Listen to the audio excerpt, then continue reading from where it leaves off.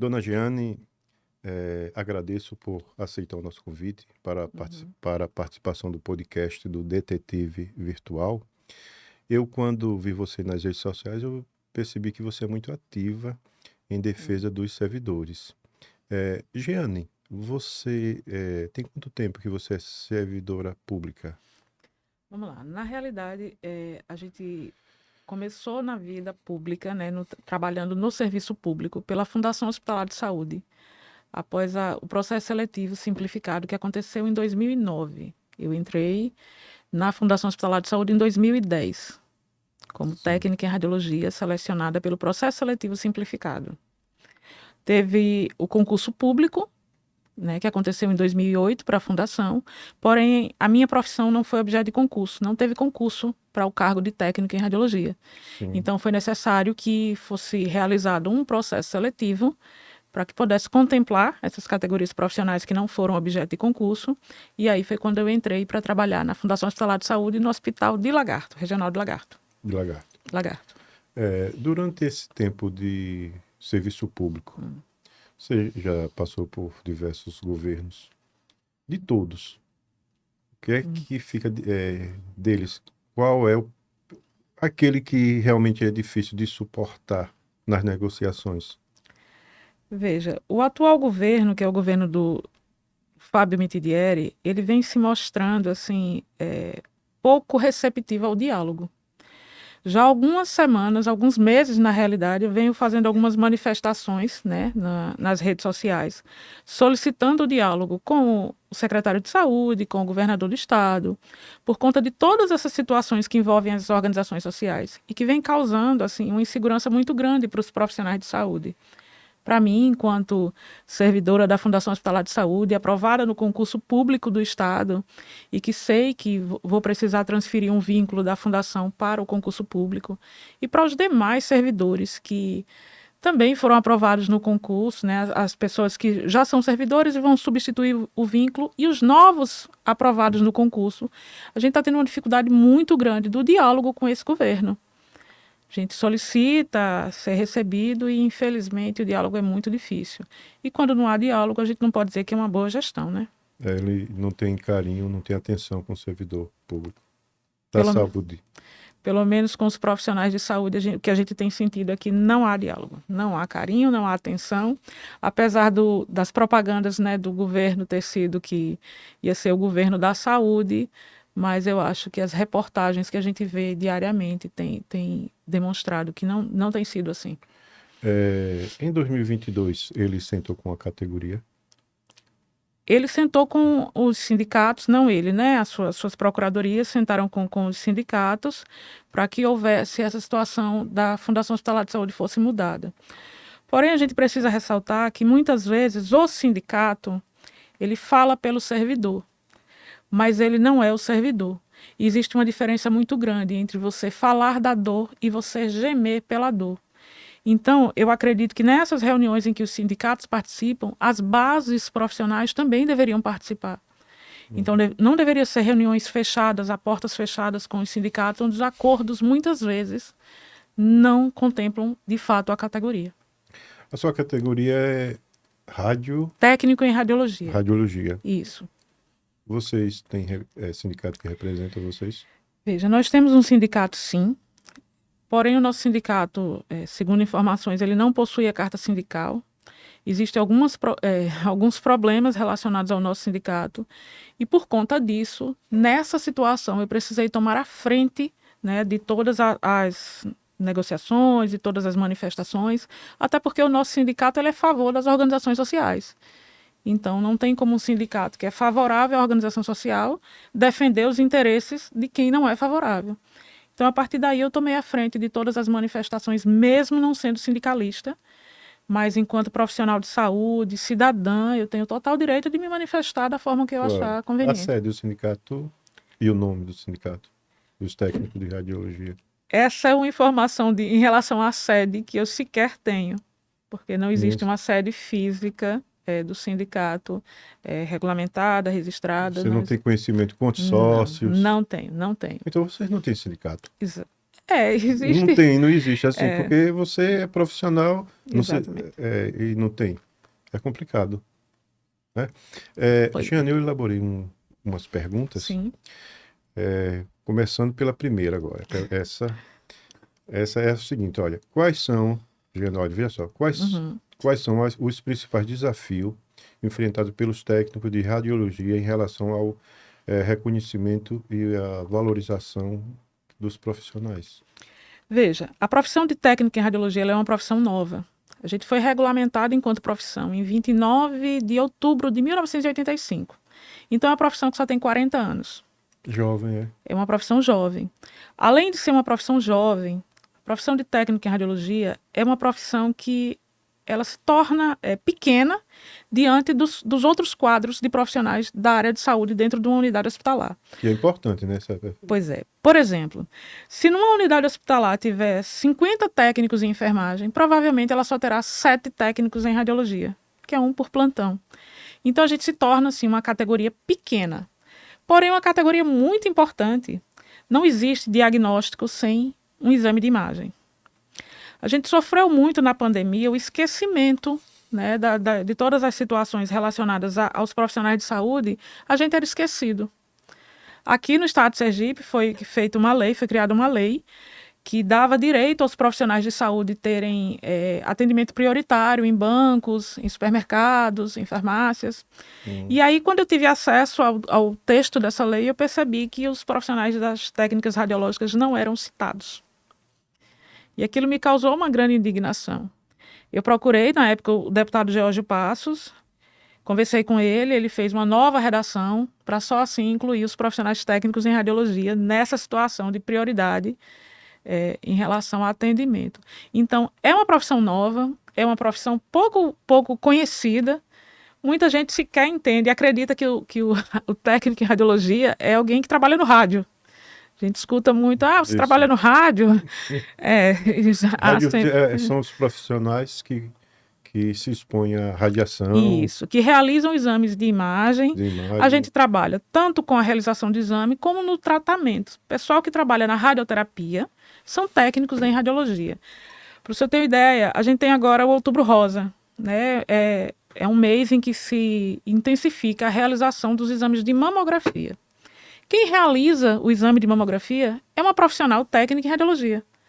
Mas, na maioria das vezes, quando vai se falar sobre o Outubro Rosa, sobre a realização do exame, a importância da realização do exame, quem vem a público falar sobre isso são outros profissionais. Então, desde que eu comecei a trabalhar, comecei a minha vida laboral, eu venho lutando para a valorização da nossa profissão, da profissão técnica em radiologia, para o protagonismo dos profissionais técnicos em radiologia em toda situação que envolve a nossa profissão. Então, a maior dificuldade que a gente encontra hoje é realmente o reconhecimento, a valorização, sabe? Essas situações que envolvem a saúde pública. A gente precisa ter mais voz, ter mais vez, poder se manifestar, sabe? As pessoas precisam entender que os profissionais técnicos em radiologia são profissionais da área de saúde, da mesma forma como o enfermeiro, o fisioterapeuta, o nutricionista. Isso. Mas a questão salarial Jeane, equiparado da enfermagem, Veja, mais um pouquinho, porque vocês correm mais riscos. É risco pela questão da radiação. Isso. Não é fácil. Porque para mim, eu fazendo o exame, raio-x, é poucos. Em média, eu fico quantos minutos lá na sala de radiação? Entre a entrada da sala até sair, em média, 3 a 4 minutos. 4 minutos. E isso. Vocês, quantas horas vocês ficam? Isso, mas a radiação, ela só atinge no momento do disparo, né? São alguns segundos. A questão do risco... Tem proteção? A gente tem proteção. 100% de proteção? A gente trabalha por trás de uma parede, né? No raio-x convencional, por trás de uma parede de chumbo. Sim. Então, aquela parede ela é baritada, então tem a proteção para o profissional. Quando é na tomografia, tem a parede de chumbo, aquele vidro também é de chumbo, é um vidro pumblífero, né, que a gente chama. Sim. Então, existe a proteção. Quando a legislação dos técnicos em radiologia foi criada, em 85, a nossa carga horária ela é de 24 horas semanais. A gente tem uma carga horária reduzida. O salário do profissional das técnicas radiológicas, hoje ele foi desindexado do salário mínimo. Até um determinado período era baseado no salário mínimo. Existia um piso salarial de 2 salários mínimos mais 40%. De alguns anos para cá, isso já foi desindexado e o reajuste salarial é feito pelo IPCA. Então, hoje a gente entende que a gente está com um salário muito defasado comparado às outras categorias profissionais. Isso é terrível. Infelizmente. Você que vem assim, lutando e Sim. realmente senta com o governo, tenta sentar, faz de tudo, reclama e eles não valorizam a categoria. Jeane, de que forma a sua experiência como delegada do Conselho de Técnicos em Radiologia contribuiu para a luta da categoria? Veja, eu preciso começar te contando como foi que eu cheguei ao Conselho de Radiologia. No ano de 2018, a nossa regional aqui, que nós fazíamos parte da 7ª região, ela ia ser extinta. Quando eu soube dessa informação, eu não fazia parte do Conselho, eu não tinha nenhum contato com o Conselho, mas eu soube que a 7ª região seria extinta e seria integralizada à 8ª região, que é a Bahia. E a partir dali eu comecei a me manifestar, porque eu acreditava que nós tínhamos a capacidade de manter o nosso conselho aqui, a nossa 7ª região. Fiz várias manifestações nas redes sociais, da mesma forma como faço hoje das organizações sociais. Sim, eu vejo, eu acompanho. Então, essa veia manifestante é algo que já está em mim, independente da situação. Aí comecei a me manifestar e isso chamou a atenção do Conselho Nacional, que fica em Brasília. E aí eles me convidaram para ir até Brasília, para conhecer, de fato, o que é que estava acontecendo, por que a finalização da 7ª região. E me demonstraram em números, em documentos, que, de fato, a nossa 7ª região não se sustentava.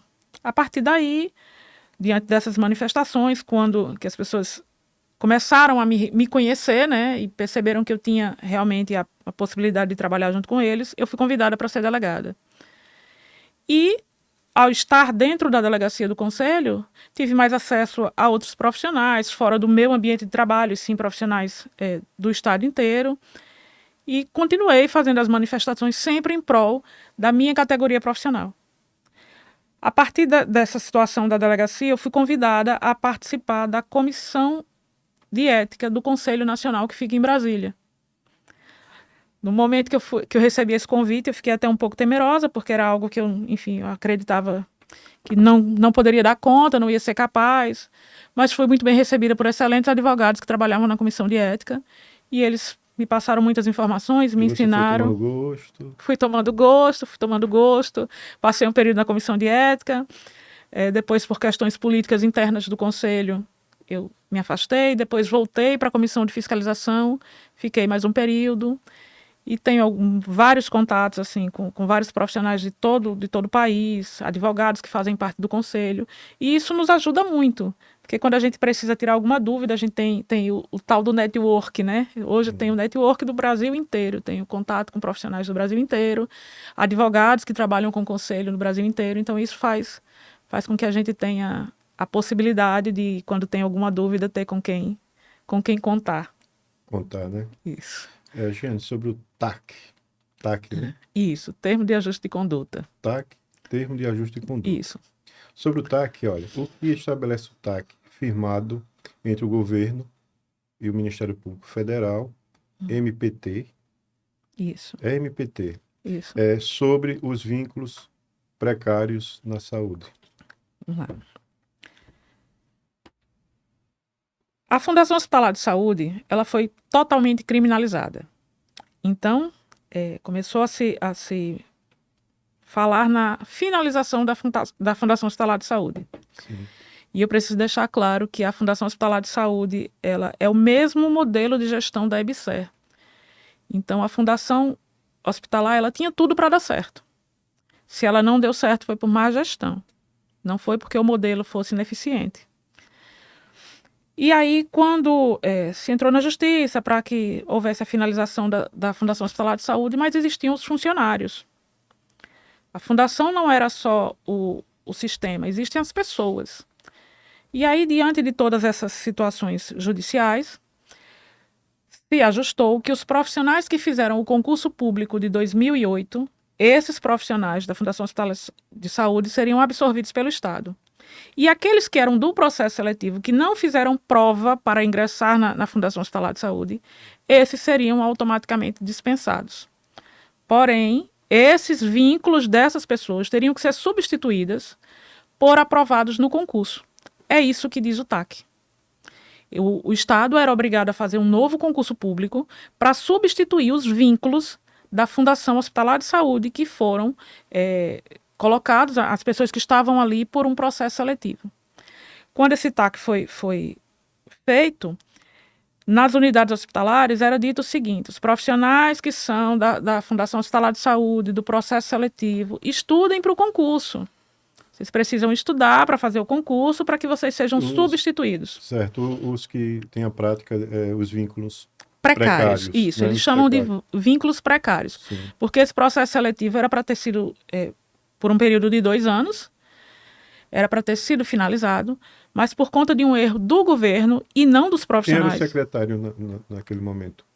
Eu não me recordo. Rogério Carvalho? Não. Rogério não estava mais no governo do estado aqui, não. Não, já foi depois. Já foi depois. Porque eu sempre vejo quando entra questões políticas, aí tentam colocar assim, muitas situações na conta de Rogério Carvalho.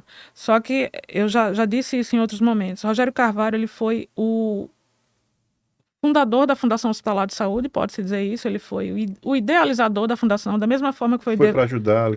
Exatamente, mas ele nunca geriu a fundação. Certo. Rogério Carvalho nunca foi gestor da Fundação Hospitalar de Saúde. E porque os adversários dele sempre colocam essas questões na conta dele, no colo dele? Pois é, mas ele nunca foi gestor. Houve sim a gestão de pessoas ligadas a ele, mas ele em si, ele nunca foi gestor da fundação. Logo depois que ele implementou a Fundação Hospitalar de Saúde, ele se afastou e outras pessoas foi quem geriram.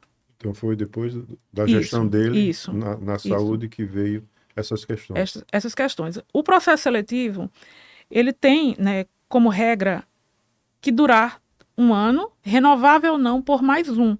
Você só pode ingressar em processo seletivo no serviço público, que é um contrato emergencial, durante 2 anos. O tempo foi passou 1 ano, 2 anos, 3 anos, 4 anos. E nessa situação nós já estamos há 15 anos dentro da Fundação Hospitalar de Saúde por processo seletivo. Seletivo. Isso. Aí o governo quer... Demitir todos. Tirar assim, todos. Todos para, com certeza, criar aquela situação. As terceirizadas. Exatamente. Por que não falar? Exatamente. É isso que ele quer? Exatamente. Quando o governo soube, né, que teria que, de fato... tirar os profissionais da Fundação Hospitalar de Saúde, que são os terceirizados, foi a partir daí que se criou a ideia, no atual governo, das organizações sociais. A partir daí eles acreditam que entregando os hospitais, as UPAs... Organizações sociais. Eu ouvi uma fala Sim. sua falando da sua experiência no sentido de viajar, de pesquisar. Sim. As organizações sociais. Sim. Giane, você olhando para a câmera, para você falar assim, na íntegra, Sim. o que significa, o que pode acontecer em Sergipe com essas organizações sociais? Em tese, organizações sociais são empresas sem fins lucrativos. Mas quando a gente fala de empresa, a gente sabe que toda empresa ela tem sim alguma finalidade financeira. De formas mais diversas. As organizações sociais elas foram autorizadas, né, por uma lei em 1998, se eu não me engano. E aqui no estado de Sergipe, a partir de 2023, os deputados, lá na Alese, aprovaram a possibilidade da entrega de UPAs e hospitais para as organizações sociais. A gente precisa lembrar que na Alese, o que a gente tem de oposição são apenas 4 ou 5 deputados. A grande maioria dos deputados são apoiadores do governo. Então, qualquer situação que o governo venha a propor, eles vão dizer sim. E muitas vezes sem avaliação. Porque, pelo que eu já conversei com alguns deputados que disseram sim para as organizações sociais, eles sequer entendem do que é que se está falando. Simplesmente disseram sim. A partir daí, no mês de maio, aproximadamente, o governo do estado mandou uma comitiva para o estado de Goiás, para lá no estado de Goiás avaliar toda a situação de como funcionam as organizações sociais. E, coincidentemente, nesse mesmo mês de maio, uma organização social de lá do estado de Goiás passou a ser investigada pelo GAECO. Explodiu essas investigações das organizações sociais. E, diante dessas informações que o governo iria passar para organizações sociais enfim, que esse modelo de gestão é alvo de investigação, eu passei também, de fato, a pesquisar sobre as organizações sociais.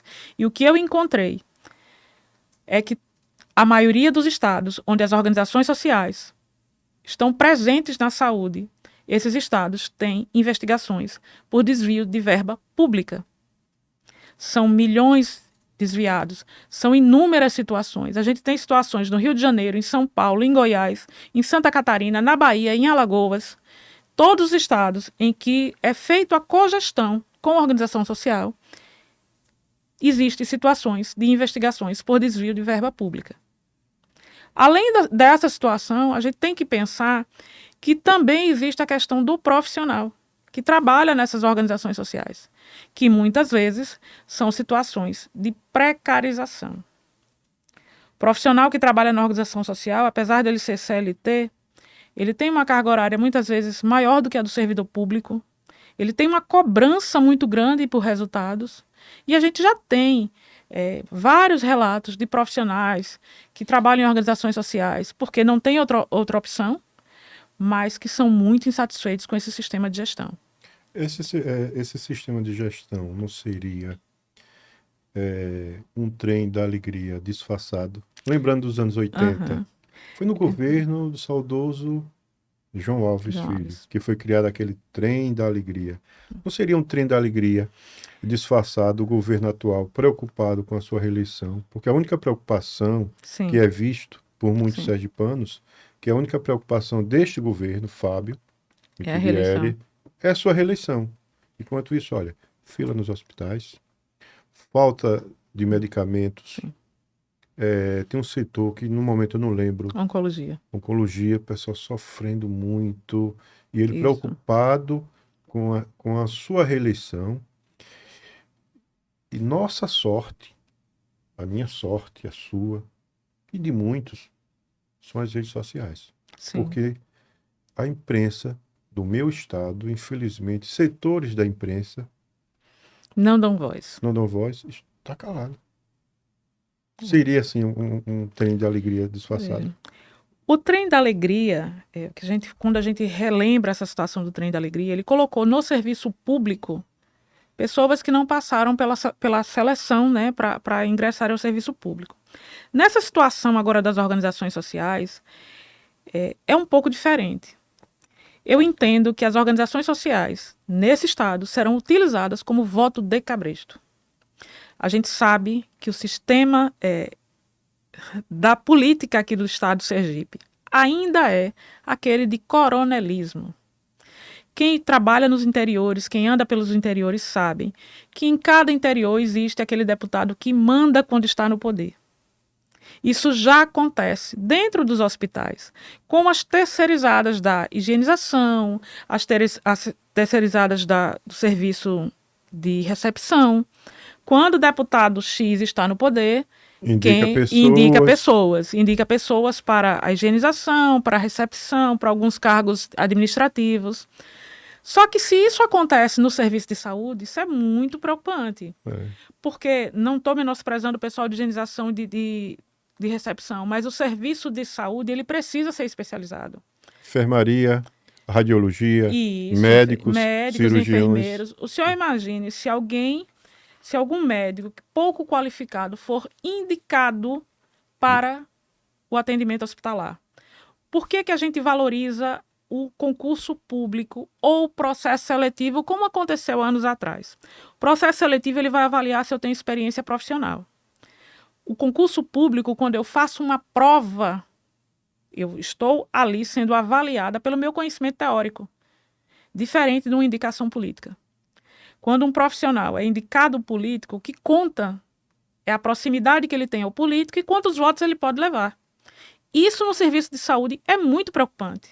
A gente precisa ter, dentro do serviço de saúde, pessoas que, de fato, tenham competência comprovada, seja por uma prova, né, num concurso público, ou um processo Concurso seletivo. seletivo? Sim. Isso. Mas que seja uma experiência comprovada.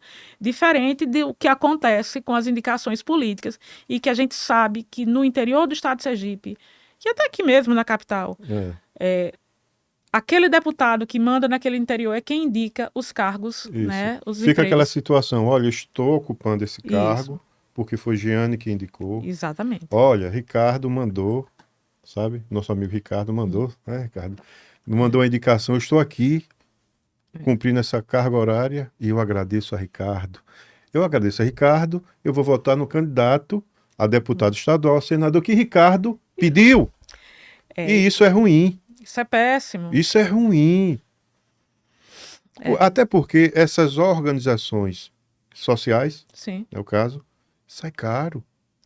Porque hoje é melhor contratar um servidor pelo concurso seletivo, contratar pelo concurso seletivo, pelo concurso público, que concurso é a público, realização da prova agora, teórica. quando vai a questão da CLT, porque aquelas pessoas que vão trabalhar, elas vão ficarem prestando serviços a essas supostas, né? Organizações sociais, tem a carga horária. Sim. E quem paga somos nós. Sai muito caro contratar uma pessoa que foi indicado por um deputado, porque eu acredito que a carga horária, os impostos, os encargos... São muito maiores. Eu porque me veio essa lembrança agora, porque eu poderia até antes fazer uma pesquisa, sai muito caro. A gente já fez uma pesquisa e uma organização social, apesar do governo estar passando a informação que tem economicidade, mas uma organização social, ela custa para o Estado 3 vezes mais do que a contratação de mão de obra. E é um cálculo muito simples. O profissional, quando ele vai trabalhar pela organização social, como o senhor acabou de dizer, ele é contratado pela CLT. A CLT existe todos os encargos que não existem dentro do serviço público. Do serviço público, é claro. Além dessa situação, vamos lá, ele fala em economicidade. Quem é que tem maior poder de compra? É o governo do Estado ou uma empresa pequena, muitas vezes, como denunciado agora há pouco pelo Sindimed, que tem sua sede em uma peixaria e vai trabalhar com serviço médico? Quem tem maior poder de barganha na compra de insumos e medicamentos? O governo ou uma empresa pequena? Então, essa situação de economicidade, isso é para inglês ver, porque isso não existe. Não existe. Não há economia quando se compra em menores volumes. Não há economia quando, além do valor salarial, existem todos os encargos que são pagos referentes àquelas contratações. O governo acredita, né, que eu esteja me manifestando contra o governo, mas eu não estou contra o governo. Eu estou dizendo que o governo tem competência, se assim quiser, para gerir aquilo que ele foi confiado a gerir. Porque nós confiamos no governo do Estado de Sergipe. Aquelas pessoas que depositaram o voto no governador Fábio Mitidieri confiaram que ele tinha capacidade técnica para gerenciar a saúde, o serviço de saneamento básico, e os demais, a educação, a segurança pública. E hoje o que a gente vê é ele começar a oferecer para outras pessoas aquilo que a gente confiou a ele. Privatização da DESO. Sim. Sucateamento da saúde, o plano de saúde, o IPES. Eu tive informações que a qualidade do serviço público hoje, do IPES hoje, caiu a qualidade e muitos servidores receberam as ligações, não sei como vazou os contatos, todos nós sabemos como foi, convidando para participar, para ser usuário de um plano de saúde particular. E esse plano de saúde é ligado a quem? Sergipe é pequeno, como já disse um dia, o ex-governador Albano Franco. Sergipe é pequeno e todos se conhecem. Esse é um jargão que vai ficar na história. Sergipe é pequeno e todos se conhecem. E a política de Sergipe, ela é feita por famílias, né? São poucas as pessoas que surgiram na política de Sergipe que não são de famílias políticas. Se fizer um comparativo hoje dos políticos jovens que tem dentro de Sergipe, são filhos de outros políticos. Precisa de renovação. É, Algo é, novo. é a Iandra, que é filha do André Moura, é o Camilo, que é o filho do João Daniel. Sim. Então, são pessoas, quem tem a faixa etária abaixo dos 40 anos, entre os 25, os 40 anos, que conseguem entrar na política, são filhos de políticos. Fora isso, não É difícil consegue. de furar essa bolha, né? É difícil. Essa é uma bolha que, de fato, não tem como furar. Jeane, assim, sobre os vínculos precários, quantos servidores estão sendo prejudicados? Nessa situação do processo seletivo simplificado da Fundação Hospitalar de Saúde, que estavam para ser demitidos em julho, eram 1.149 servidores. De lá para cá, esse número já diminuiu um pouco, porque alguns médicos já encerraram seus contratos, aceitaram as propostas que foram realizadas, mas do processo seletivo da Fundação são aproximadamente 1.000. Mas na Fundação Hospitalar de Saúde são aproximadamente 5.000 servidores. Fora os servidores do processo seletivo simplificado já do Estado, que foi feito em 2023. E esses vínculos também devem ser substituídos por aprovados no concurso. Não dá mais para a gente manter o serviço público da saúde do Estado de Sergipe com pessoas contratadas de forma temporária. É assustador. É. É uma forma também deles tentarem se permanecer no poder. Sim, porque o vínculo, quando você tem medo de perder o vínculo, você acaba sendo obrigado a voltar naquele gestor para permanecer com o seu posto de trabalho. Lamentável. Giane, tem um vídeo. Hum. Esse vídeo. O que foi revelado pelo governo durante a segunda audiência do MP sobre a substituição dos vínculos precários? Veja. A gente começou nossas manifestações no mês de maio, né? Entre o início do mês de maio e final do mês de junho. Era a respeito da não demissão dos profissionais da Fundação Hospitalar de Saúde, que estavam previstos para ser demitidos sem a convocação do concurso público, como estava no TAC realizado. Eu estive pessoalmente no Ministério Público Federal, fiz a denúncia. A primeira audiência aconteceu no dia 11, e a doutora Marta deixou claro que, de fato, a minha manifestação era pertinente, que eu estava com a razão, que os vínculos, segundo o TAC, estavam previstos para ser alterados, né, para ser, enfim, finalizados com a aprovação do concurso público. Marcamos uma segunda audiência. Essa segunda audiência aconteceu no dia 18 de junho. E nessa segunda audiência, para minha surpresa, o governo do Estado de Sergipe encaminhou a proposta de demitir alguns e permanecer apenas com o quantitativo do concurso público. Porque quando o governo fez o edital para o concurso público, não foi baseado no TAC que ele tinha assinado em 2023. E sim na alteração dos cargos mediante o PCCV, os cargos que estavam em vacância. Então, o concurso público ele não atende às necessidades do TAC que foi realizado com o Ministério Público do Trabalho e o Ministério Público Federal. Ele não atende, porque, inclusive, os cargos são incompatíveis. O concurso público foi realizado, na sua maioria, para médicos, e os profissionais que precisam ser substituídos são de diversas áreas e diversas categorias profissionais.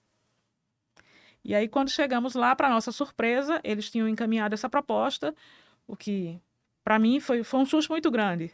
E Foi para a Lese essa proposta? Não. Essa audiência foi no Ministério Público Federal, com a doutora Marta. E quando ela avaliou a proposta, ela decidiu judicializar o Estado. E aí judicializou para que o Estado cumprisse o acordo que tinha sido feito, o TAC que tinha sido feito em 2023. Mas foi o Ministério Público Federal? Federal, doutora Marta Carvalho. Também, podemos ter esperança, né? Ministério Público Federal. Isso. Sim. Mas teve um vídeo Sim. famoso, conhecido seu. O vídeo é o seguinte, olha, quais foram as consequências imediatas do vídeo que você publicou denunciando as demissões? Houve consequências daquela situação? Houve consequências. A partir do momento que eu comecei a fazer as manifestações, eu fui surpreendida com a situação que eu estava respondendo um processo administrativo disciplinar sobre uma situação que tinha ocorrido em 2023. Do nada, essa situação surgiu, algo que aconteceu há 2 anos atrás. Eles levantaram essa situação e instauraram um processo administrativo disciplinar né, de uma situação que, de fato, não tinha relação com as minhas manifestações, mas a gente entende que algo que já tinha acontecido há 2 anos, Pura perseguição, você enxerga assim. exatamente, pura perseguição. Eu contratei um advogado, a gente, enfim, questionou tudo aquilo que estava sendo exposto ali no processo administrativo, e o processo administrativo teve que ser arquivado por falta de prova. Porém, eles me demitiram. Eles me demitiram por conta desse processo administrativo, com a decisão do... Mesmo com o processo arquivado, Não, o processo estava em andamento. Antes da finalização do processo, eles decidiram me demitir. E aí, com a decisão do juiz Edmilson Pimenta, eles tiveram que me readmitir da Fundação Hospitalar de Saúde, mas da Secretaria do Estado da Saúde eu fui, de fato, eu estava no processo seletivo e eles cancelaram o meu contrato, que só tinha 1 ano, eu poderia ficar mais 1. Cancelaram o meu e permanecem com profissionais com mais de... legalmente é permitido. O que eles alegaram sobre essa sua demissão? Olha, a gente já tentou o diálogo diversas vezes, mas eles dizem que é isso. Aí a gente vai Mas você está procurar. recorrendo dessa Estou situação? sim. A gente tem já uma assessoria, né, uma assessoria jurídica que está questionando essa situação, porque a gente entende que foi uma pura perseguição e todo o Estado entende. Todo o Estado de Sergipe, todos os profissionais de saúde, todas as pessoas com quem a gente conversa, que nos acompanham, entendem que eu estou sendo vítima de várias perseguições no Estado de Sergipe. É difícil lutar contra esse sistema. Parece hoje. Tem momentos que eu fico pensando, poxa, que estado é esse? Um estado menor, Sim. onde todos se conhecem. E algumas decisões nós não podemos comentar, mas sabemos que não é o correto. Você fez um vídeo, Sim. aí criaram uma situação, olha, não, ela tem alguma coisa para... Vamos atrás Vamos daquilo que a atrás. gente pode usar É. contra ela. É assim, essa prática desse governo atual já é conhecida por todos. Sim. É perseguir, é para calar. Só faltaram ir atrás do meu boletim da escola quando eu fazia a 5ª série, porque já Isso. vasculharam toda a minha vida. Isso, essa prática é conhecida por todos. Aí que tem a imprensa na mão. Sim. Aí você que luta, batalha, aí eles querem transformar em algo pejorativo, quer desqualificar o seu trabalho. Sim. Porque você está representando quantos servidores com vínculos precários? Sim.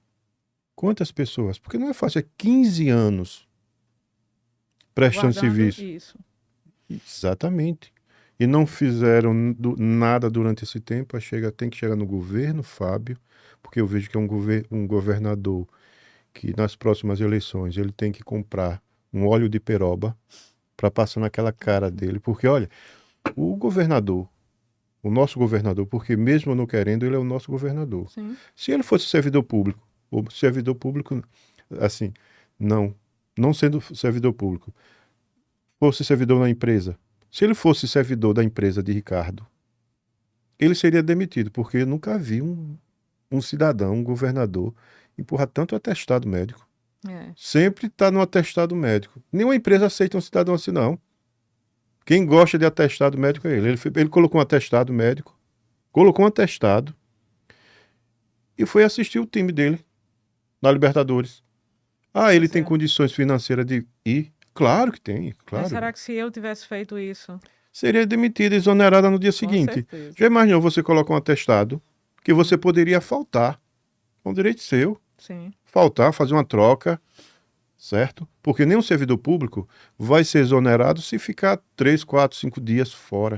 Sim. Porque todos nós temos questões pessoais a ser resolvido. Mas sendo funcionário de uma empresa, um cidadão desse é exonerado na hora. Com certeza. No próximo ano, teremos eleições. Vamos aguardar quantos atestados médicos ele vai colocar. Daqui até lá, né? Até lá, vai ter atestado médico para não ir para o debate. Eu não tenho dúvidas disso, Com porque certeza. é de praxe. Não estou rindo aqui da situação do governador, porque de repente ele está bem, depois está doente. Assim, sabe? Ele oscila muito.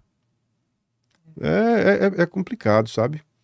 Mas tem um episódio seu com uma fala que eu tive conhecimento que você é uma mulher de fibra. Você foi em busca de informações, foi lá bater na porta do juiz. Fui lá bater na porta do do doutor Edmilson Edmilson Pimenta, né? Eu tive essas informações Sim. e tive, assim, procurei uma forma de fazer essa pergunta para você. Olha, qual foi a importância da liminar concedida pelo juiz federal doutor Edemilson Pimenta na suspensão das demissões, nas demissões dos vínculos Isso, da precários. Fundação Estadual de Saúde. Isso. A doutora Marta, ela judicializou o Estado após o dia 23 de junho. No dia 23 de junho, nós estávamos em reunião lá no Ministério Público Federal, quando ela, enfim, criou os termos da judicialização e judicializou. Então, a gente precisava, as demissões estavam previstas para acontecer a partir do dia 1º de julho. Então, a gente tinha pressa. E aí, no dia 1º de julho, quando os profissionais começaram a assinar as demissões e a liminar não saía, eu precisava tomar uma atitude. E aí, eu peguei o carro, botei no Google Maps onde ficava a Justiça Federal e fui até lá. Sozinha, sem advogado, sem a presença de nenhum advogado. Pedi para falar com o juiz, que era o juiz que estava avaliando essa situação. Ligaram para ele, disseram que tinha uma moça lá, falaram meu nome, aí ele perguntou se era a moça dos vídeos. O rapaz disse que sim. Está, então diga ela que me espere. Eu aguardei, quando ele entrou, eu disse, doutor, olha, me perdoe, eu sei que juiz só despacha com advogados, mas eu não sou advogado, eu sou uma das partes e eu preciso conversar com o senhor.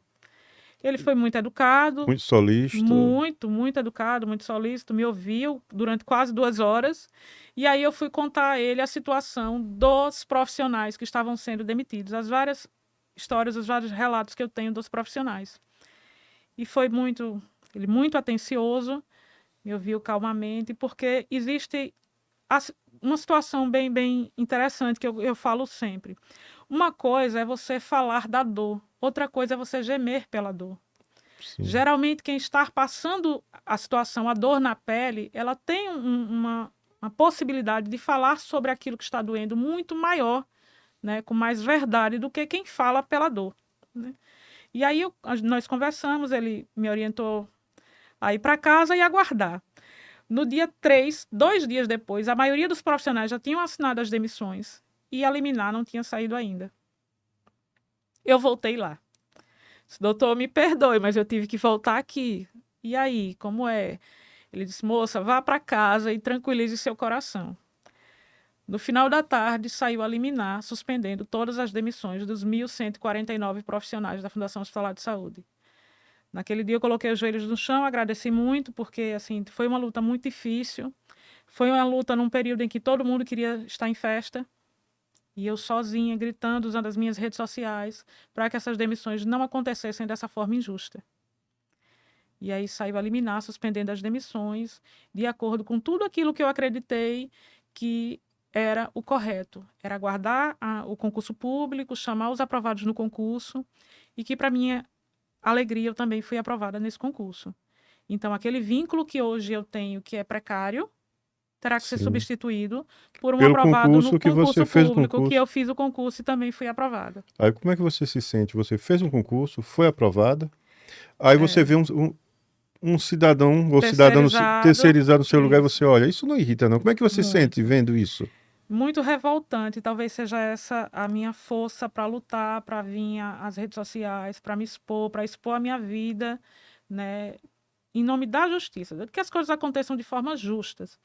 Eu sei que tem muita gente que não foi aprovada no concurso público, que precisa trabalhar também e acredita que a terceirização é um caminho, mas aqueles que foram aprovados, eles também têm esse direito. Então, a gente está lutando pelo direito dos aprovados no concurso. Aquelas pessoas que estão em cadastro reserva, elas precisam ser convocadas, porque elas foram aprovadas, elas dedicaram anos de estudo, elas tiveram a competência técnica de ser aprovada. Então, elas precisam ter a prioridade na contratação dentro do serviço público. Sobre a liminar, aquela liminar concedida pelo juiz Edmilson Pimenta. O governo do estado recorreu dessa liminar?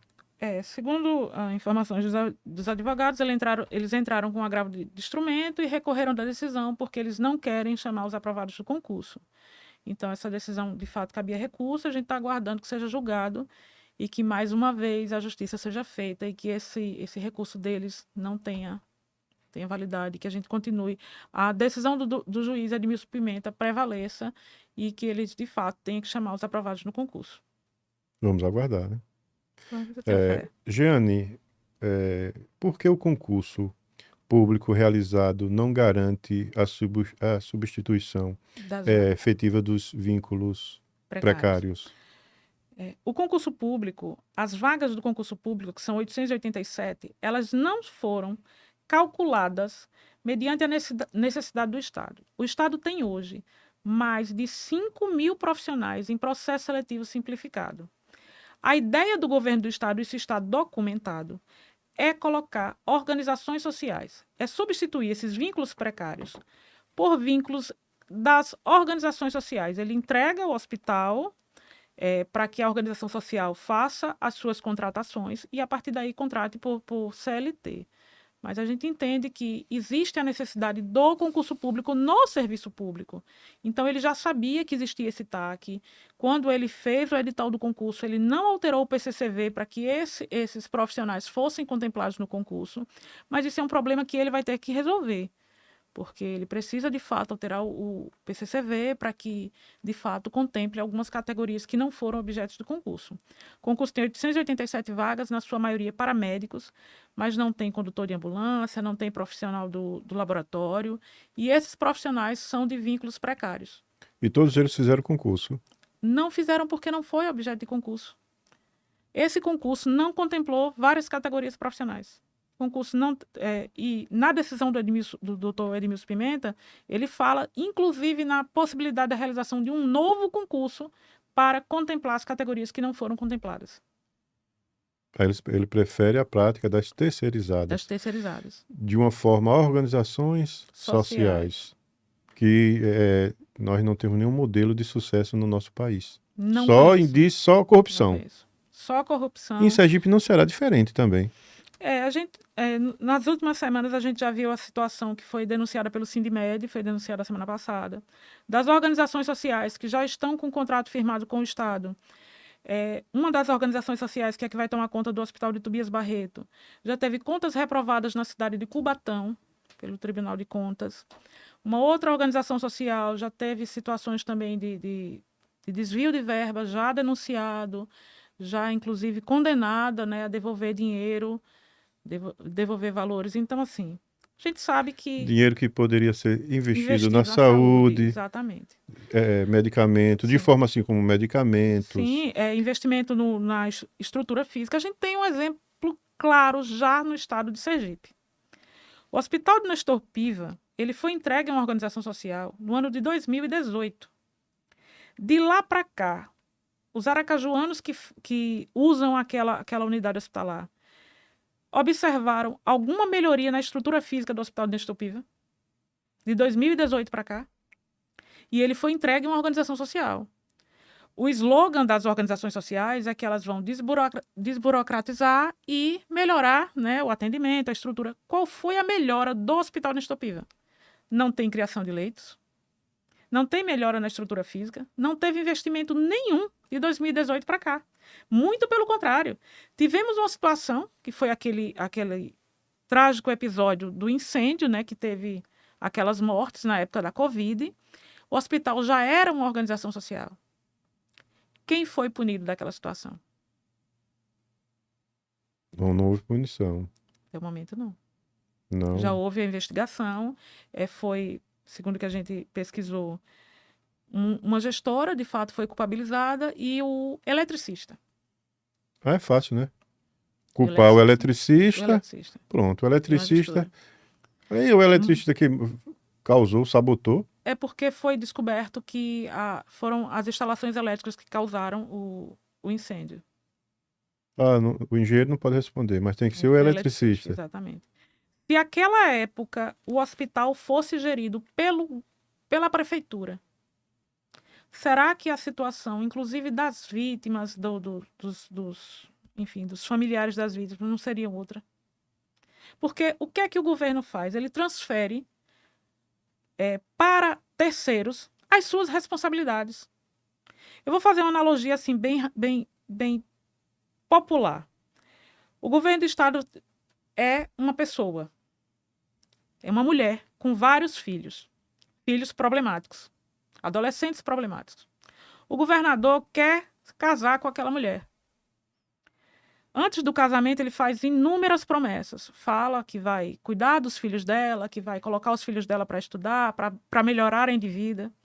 Após o casamento, ele começa a entregar aqueles filhos adolescentes problemáticos para que outras pessoas tomem conta. Foi isso que o governo do estado fez.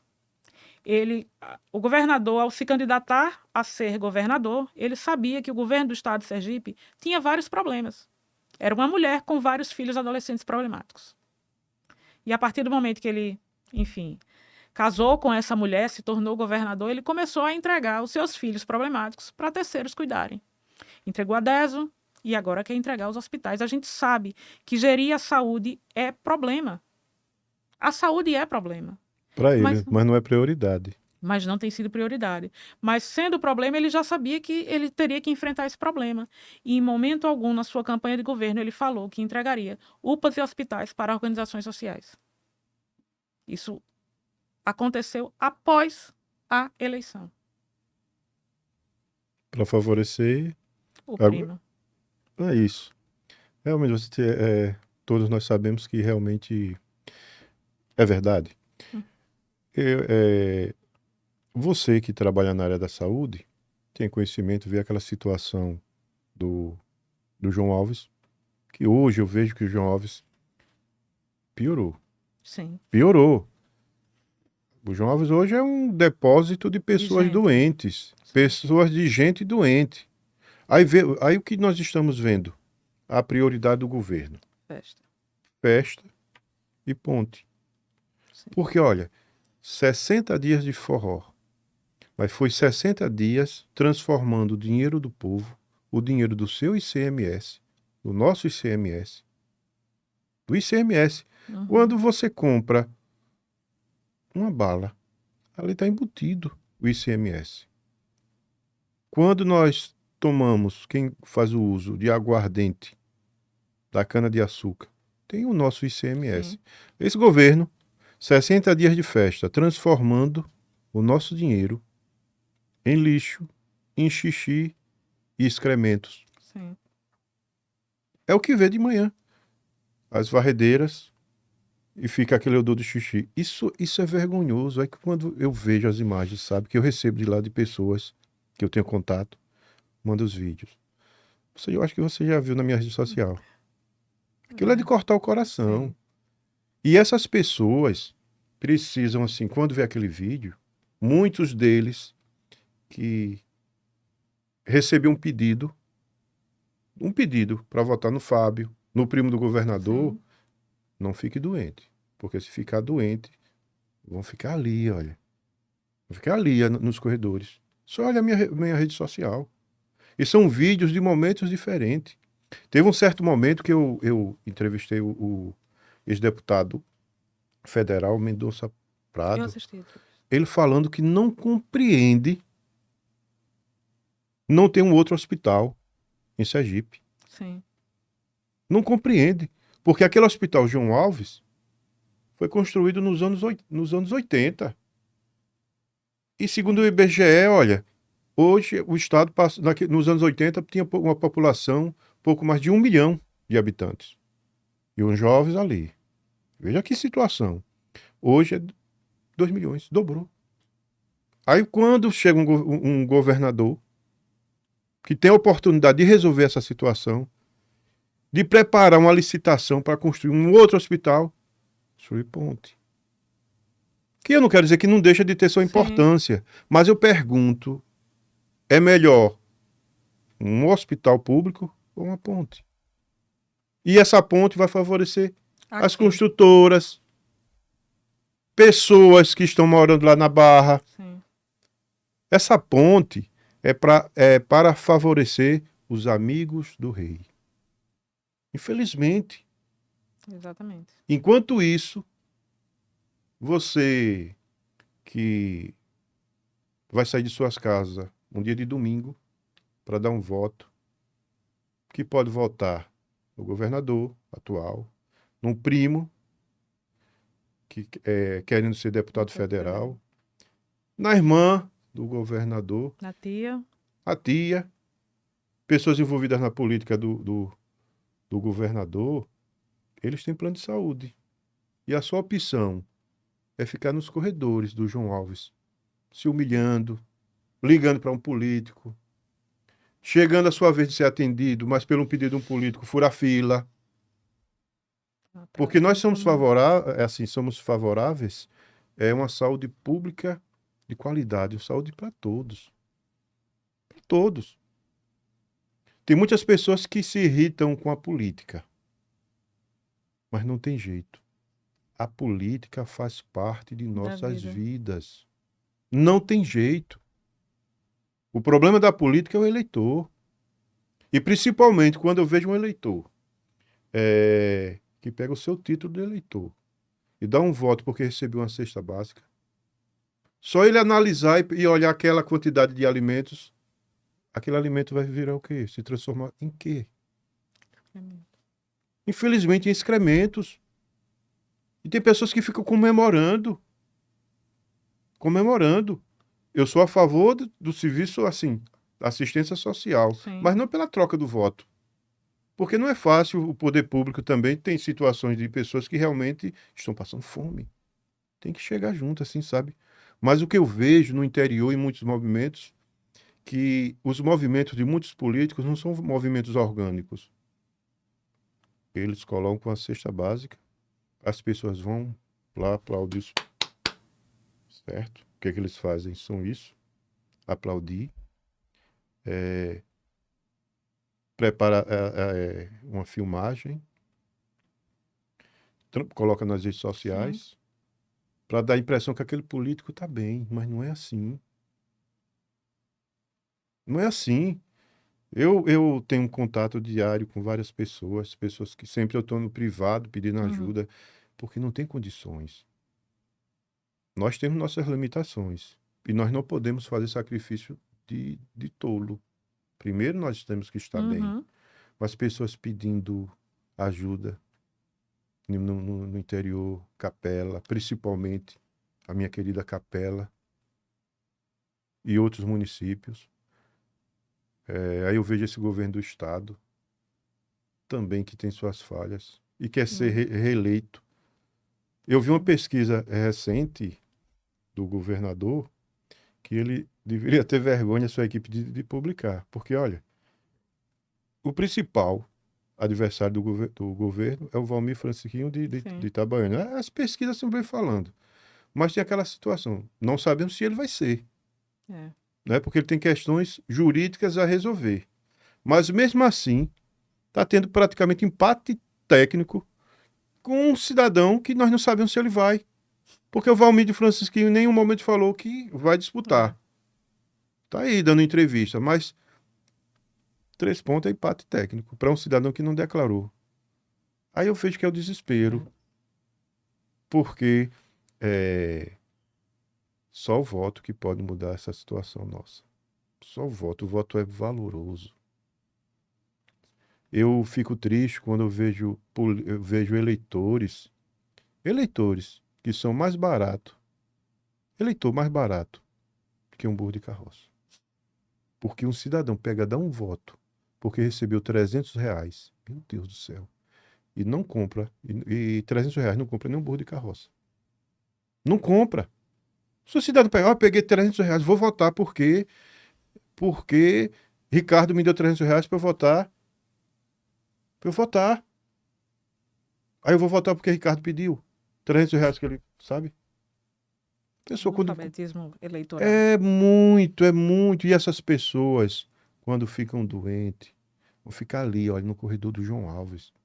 Enquanto isso, o governador já fez a licitação da ponte. Tá aí. Que vai favorecer os mais ricos. Os ricos. É de cortar o coração. Se a gente tivesse indo para a Barra dos Coqueiros a nado, até seria justo que ele fizesse uma ponte, mas está todo mundo indo por uma ponte. E mesmo quando não tinha ponte, a população ia com tototó, de barca.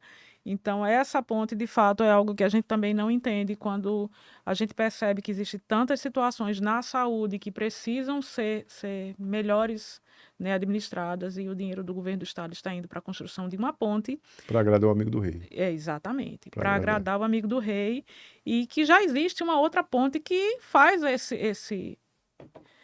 a ligação da Barra dos Coqueiros com a capital Aracaju. É Então, uma ponte ao lado da outra. exatamente. O valor daquela ponte daria para construir quantos João Alves? Mas ele está contando que ele vai inaugurar a ponte, mas eu acredito que ele não vai, não. Não vai. É mais fácil outro governador, espero que Isso. o outro E foi uma das inaugure. situações que eu questionei, né, que em um dos vídeos que eu faço, que os contratos que ele tem feito com as organizações sociais são contratos com um prazo de inicial de 3 anos. Ele está contando a reeleição. Se o próximo governador do estado não aceitar essa política de organizações sociais, como é que vai ficar essa situação? Esses contratos terão que ser reincididos, porque ele faz os contratos, né? Foi autorizado pela LESE, sim, porém é o plano de governo do Fábio Mitidieri. Não é o plano do governo do próximo governador, porque ele não sabe se será ele. E como é que vai ficar essa situação desses contratos com essas empresas? Eu vi você na sua rede social mostrando uma galinha, mostrando que ele está contando com Com o ovo no dentro orifício, da no galinha. orifício da galinha. Né? Ele Exatamente. está contando com o ovo dentro saindo do Isso. orifício da galinha. Exatamente. Jane, estamos chegando ao final do nosso podcast. Eu quero, antes de finalizar, agradecer Eu que agradeço. por você ter vindo ao nosso podcast, levar conhecimento para todos. E fique tranquila para as suas considerações finais, falando com seu Pra público, para a Tá bom. câmera. Bom, eu sou uma profissional das técnicas radiológicas, uma profissional que desde que comecei a minha vida laboral, eu venho lutando pela valorização da minha profissão e dos profissionais de saúde. Sei que eu sou de uma profissão pouco reconhecida, pouco valorizada, mas muito importante na saúde pública do estado de Sergipe e do país inteiro. Então, eu queria muito pedir o apoio dos demais profissionais de saúde, porque quando eu comecei a me manifestar, eu senti, né, que, enfim, existia uma certa aversão, porque nenhum outro profissional das técnicas radiológicas tomou a iniciativa de se tornar protagonista das lutas pela saúde. E eu tive essa coragem. Eu tenho vindo diariamente nas redes sociais me manifestar em favor de uma saúde pública de qualidade aqui no estado de Sergipe, sem as organizações sociais, porque entendo que organizações sociais não é o melhor para a saúde pública em nenhum estado. A gente tem provas disso. As inúmeras investigações que a gente vê nas redes sociais, né? Enfim, basta você ir lá, colocar no Google investigações, organizações sociais na saúde, que vocês vão ver que existem vários relatos em vários estados. Então, quando eu comecei a me manifestar em prol dos profissionais de saúde, contra as demissões irregulares, contra as organizações sociais, foi com o intuito de ver o melhor acontecer na saúde do estado de Sergipe. Mesmo sendo de uma profissão pequena, mas é de uma profissão que precisa ser valorizada. A gente tem o costume, né, a gente vê que os profissionais da enfermagem, os profissionais médicos, eles sempre têm espaço nas manifestações. Os profissionais da radiologia, não. Mas eu estou aqui, eu sou profissional de saúde também, vou lutar pela saúde pública enquanto eu entender que a saúde pública precisa de alguém que fale pelos profissionais. Muito obrigado pela sua participação. Eu que agradeço. Até uma próxima. Eu que agradeço. Vamos lá.